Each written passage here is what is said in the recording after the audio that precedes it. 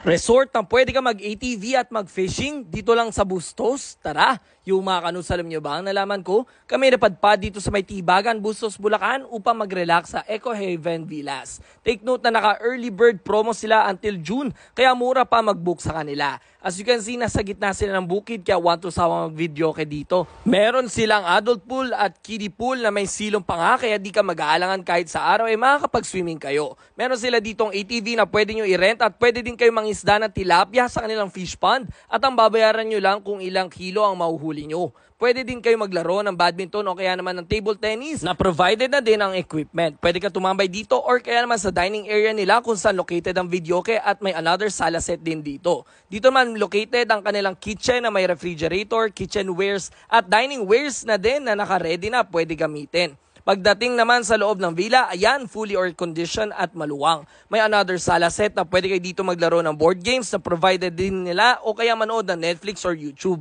May room na tulugan sa baba at meron din sa taas na loft type na goods pang barkada. May isang CR sa loob ng cabin at meron din isa sa labas. Kung tinatamad kayo magluto, pwede kayong order ng food sa kanilang menu o kaya naman pwede din mag-boodle fight dahil nagsuserve din sila ng ganito. Pet friendly sila for pet owners, no corkage fee at may malaking parking area sila kaya naman swak ito maging events place sa mga may special celebration dyan. O ayos, diba? Kung gusto mo makapag-book habang naka-early promo pa sila na as low as 13,999 for 20 packs. Message nyo lang sila sa kanilang Facebook page. Dito lang yan sa Eco Haven Villas sa Bustos, Bulacan. Let's go!